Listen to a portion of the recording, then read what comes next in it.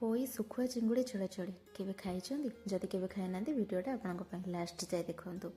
मो पाखे पोई सारू आलू कखारु बैगण टमाटो ये सब परिवा थिला आ चिंगुड़ी सुखुआ भी थिला। तो भाविली आज किसी गोटे एमती बनइबी। तो फास्ट तापाई मसला रेडी करदेली जीरा सोरिष शुखला लंका अदा पियाज रसुण टमाटो ये सब को बाटिकी तार मसला पेस्ट रेडी करदेला सुखुआ चिंगुड़ी सुखुआ को धोईकी भल भाव भाजीदेली। बड़ी को भी भाजीदेली पोई सारू आलू कखारु को भाजिकी साइड करके रखीदेला तापर मसला भी कषार अच्छी तो कड़ाई रे तेल देकी कटा पियाज टमाटो आउ से मसला बटा को देकी लुण हल्दी काश्मीर रेड चिली देकी कषेली आउ से पोई शाग को चुन चुन करके काटिकी मसला रे कषेली और भजा परिवा को देकी से मसला कषेला बैगण पकईकी कषेली पानी देदेली